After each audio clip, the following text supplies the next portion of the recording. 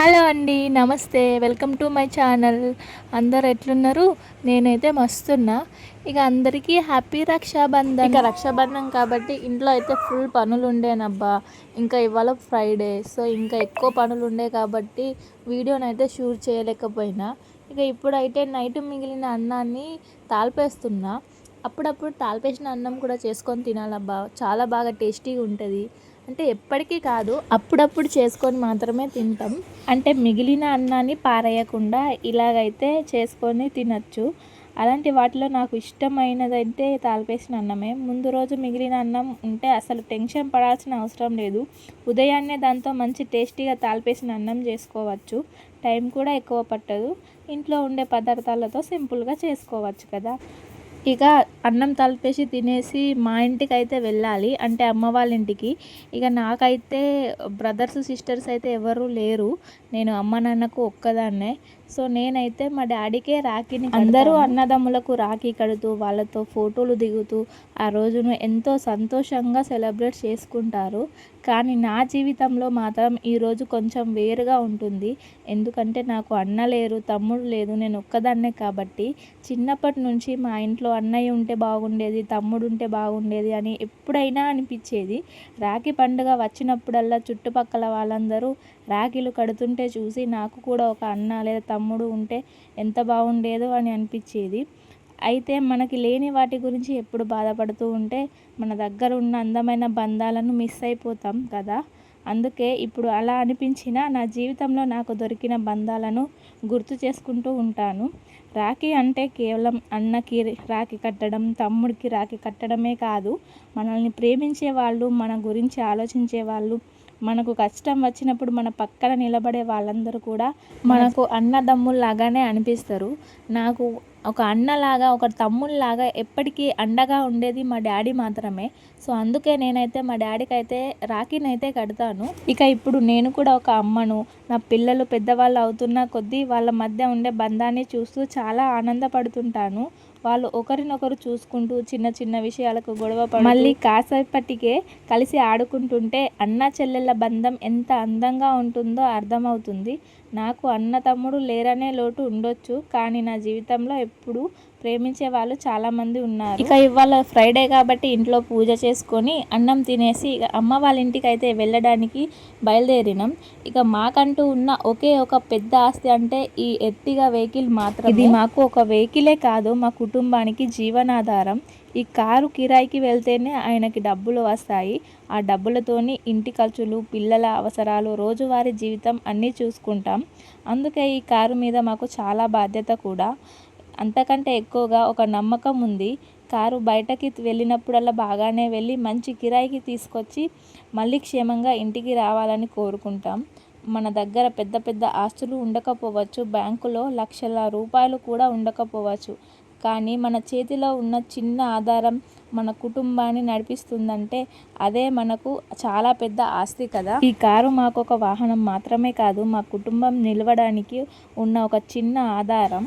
ఇక మేము ఎప్పుడు వెళ్ళినా సరే ఈ గేట్ అయితే క్లోజ్ చేసే ఉంటుంది. మంచిదే, ఇంకా ఒక ట్రైన్ వెళ్ళగానే తొందరనే తీసేసిండు. ఇక అమ్మ వాళ్ళ ఇంటికి అయితే వచ్చినాం. ఇక రాఖీ తీసుకొని డాడీ దగ్గరికి వెళ్ళి ఆయన చేతికి రాఖీ కడుతుంటే చాలా సంతోషంగా అనిపించింది. అన్న తమ్ముళ్ళు లేకపోయినా డాడీ అంటే మనకి ఎంత ప్రేమో, ఆయన ఎప్పుడు మనకి తోడుగా ఉంటారు. ఆ ప్రేమతోనే ఈ చిన్న రాఖీ నిజానికి పండుగ అంటే ఇలానే కదా, మన దగ్గర ఉన్న వాళ్ళతో కలిసి సంతోషంగా గడపడం. ఎవరికి రాఖీ కట్టాలి, ఎవరు కట్టాలి అనే దానికంటే మన మనసులో ఉన్న ప్రేమే ముఖ్యం. ఇక డాడీకి రాఖీ కట్టి స్వీట్ అయితే తినిపించేసి ఇక మమ్మీకి కూడా రాఖీని కట్టిన. ఇక మమ్మీ కూడా నవ్వుతూ రాఖీ అయితే కట్టించుకుంది. అలా మా ఇంట్లో ఈసారి రాఖీ పండుగ అయితే కొంచెం డిఫరెంట్గా జరిగింది. ఇక మేము వచ్చినామని మమ్మీ అయితే పూరీ చేసింది, ఇంకా పప్పు కర్రీ చేసింది. ఇక అవి తినుకుంటూ అయితే నేను నిన్న యూట్యూబ్లో అప్లోడ్ చేసిన వీడియోని యూట్యూబ్లో అయితే అసలు నేను ఇలా వీడియోస్ చేస్తున్నా అని మా మమ్మీ డాడీకి అయితే తెలియదు. వాళ్ళకు చూపించుకుంటూ అయితే మేము వీడియోలో అయితే ప్లే చేసినాం టీవీలో. ఇక ఇక్కడ ఉందైతే నేనే, అది నా 11 months అప్పుడు తీసుకున్న ఫోటో. ఇక వీటిని చూసుకుంటూ కాసేపు అయితే ఉన్నాం. ఇక తర్వాత ఇంటికైతే రావడానికి బయలుదేరినాం. ఇక మమ్మీ డాడీ అయితే బాయ్ చెప్పడానికి ఇక్కడ వరకు, రోడ్డు వరకు వచ్చిండ్రు. ఇక మా ఇంటికి అయితే రావడానికి బయలుదేరినాం. ఇక ఇంటి దగ్గర మా ఆయన వాళ్ళ అక్క అంటే మా ఆడపడుచు అయితే వచ్చి వెయిట్ చేస్తుందట. తనైతే రమ్మని ఫోన్ చేసింది. సో అందుకే ఇక తొందరగానే బయలుదేరినాం. ఇక ఇంటి దగ్గర వచ్చిన తర్వాత మా ఆయన వాళ్ళ పెదనాన్న వాళ్ళ కూతురు అంటే మాకు ఇంకొక ఆడపడిచే తనైతే ఫస్ట్ రాఖీ కడుతుంది. ఇక మా ఆయనకైతే రాఖీ పండుగ అంటే మామూలు విషయం కాదు. ఎందుకంటే ఆయనకు అక్క చెల్లెలు ఒకరు ఇద్దరు కాదు, ఏకంగా ఒక 10 మంది వరకు అయితే ఉంటారు. అందుకే రాఖీ పండుగ రోజు మా ఇంట్లో సందడి ఎలా ఉంటుందో మీరే ఊహించుకోండి. ఉదయాన్నే ఒక్కొక్కరు రాఖీలు పట్టుకొని రావడం మొదలుపెట్టారు. ఎవరో ఒకరు వచ్చి రాఖీ కట్టడం, వాళ్ళతో ముచ్చట్లు పెట్టడం, మళ్ళీ తిరిగి ఇంకొకరు రావడం, ఇలా ఇంట్లో రాఖీ పండుగ సందడి ఉంటుంది. ఇక మార్నింగ్ వచ్చిన వాళ్ళందరిని అయితే తీయలేకపోయినా, కానీ ఇప్పటి నుండి అయితే ఇక తీస్తాం. ముందుగా వచ్చిన అక్క రాఖీ తీసుకొని మా ఆయన చేతికి కట్టి, రాఖీ కట్టడం అయిపోయాక స్వీట్ తినిపించి ఆశీర్వాదం తీసుకొని కాసేపు అందరం కలిసి మాట్లాడుకున్నాం. ఇక ఆమె తర్వాత ఇంకొక మా మరదలు వచ్చి ఆయనకు రాఖీ కట్టింది.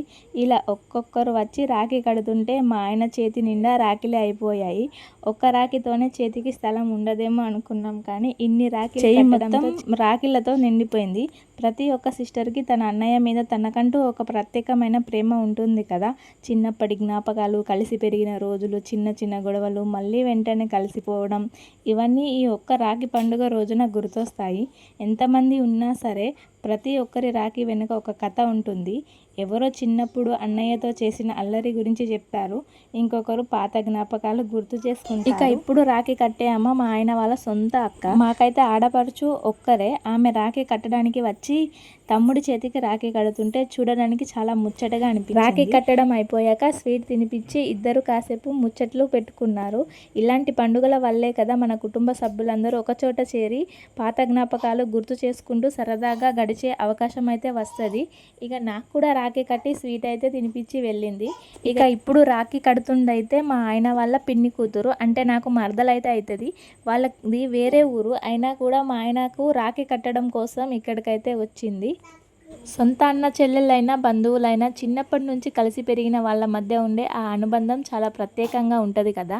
ఇంకా మా ఆయన అయితే ఇప్పుడు రాఖీ కడుతున్న ఆ మరదల వాళ్ళ ఇంట్లో ఒక 2 years వరకు ఉంది. అందుకే వాళ్ళు బంధువులా కాకుండా సొంత అన్న చెల్లెల్లాగానే కలిసి అయితే ఉంటారు.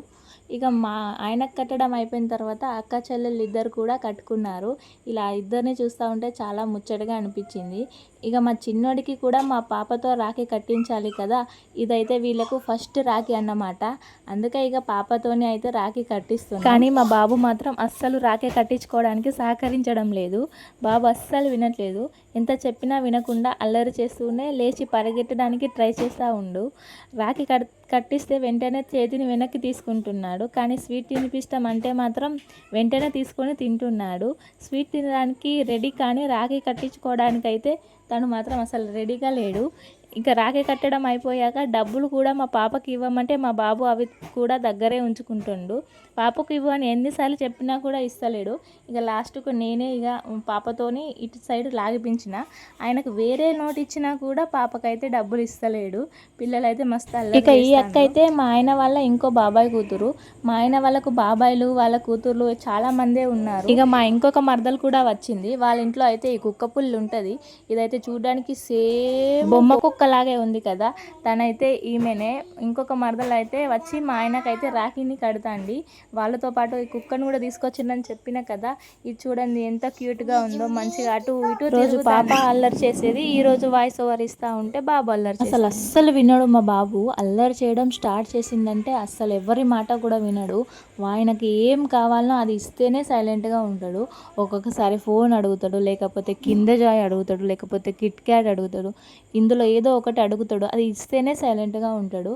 ఇక నైట్ అయితే సింపుల్గా టమాటా కర్రీ అయితే చేసుకున్నాం. ఇక పండుగ కాబట్టి కొన్ని తీయటి బొండాలు కూడా చేసినా కానీ అదైతే వీడియో తీయలేదు. ఇక టమాటా కర్రీ చేసేది మాత్రం వీడియో తీస్తున్నా. ఇక మా ఆయనకి ఒక్కొక్కరు వచ్చి రాఖీ కడదా ఉంటే అసలు నా సాయంత్రం అయిపోయింది. ఇక బట్టలన్నీ అలానే ఉండే, ఇంకా బోళ్ళు కూడా బాగుండే, బట్టలు కూడా చాలా ఉండే. ఇక ఫస్ట్ అవన్నీ ఉతికేసి బోళ్ళు కూడా తోమేసిన.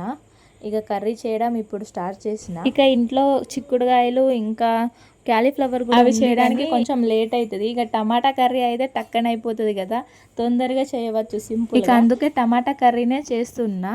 ఇక నాకు పెళ్ళి కాక ముందు వచ్చే కర్రీ అంటే టమాటా కర్రీ, ఇంకా ఎగ్ ఫ్రై కూడా వచ్చేది. ఈ 2 కర్రీస్ మాత్రమే వచ్చేవి. ఇక మిగతా కర్రీ నేను పెళ్ళైపోయిన తర్వాత ఇక్కడికి వచ్చినాక నేర్చుకున్నవే. ఇక ఈ టమాటా కర్రీ మాత్రం ఎవరికైనా వస్తుంది, ఎవరైనా సింపుల్గా చేసుకుంటారు. చిన్న చిన్న పిల్లలు కూడా టమాటా కర్రీని చేస్తారు, అంత ఈజీ మరి టమాటా కర్రీ అంటే. ఇంకా టమాటా కర్రీలో కొత్తిమీర వేస్తే ఆ ఫ్లేవర్ ఇంకా చాలా బాగుంటుంది. ఇక టమాటా కర్రీలో కొత్తిమీర కూడా వేద్దామని కట్ అయితే చేసుకుంటున్నా. ఇక యూట్యూబ్లో మళ్ళీ వ్లాగ్స్ చేయడం స్టార్ట్ చేసినప్పటి నుండి నాకైతే అసలు టైమే దొరకట్లేదు అబ్బా. కాసేపు కూడా కూర్చోవడానికి కూడా టైం దొరకట్లేదు. అసలు ఏం చేసినా కూడా వీడియో షూట్ చేయడం, మళ్ళీ దాన్ని ఎడిటింగ్ చేయడం, వాయిస్ ఓవర్ ఇవ్వడం, ఇంకా అందులోనే పిల్లల్ని చూసుకోవడం, వంట చేయడం, చాలా అంటే చాలా ప్రాబ్లం అవుతుంది.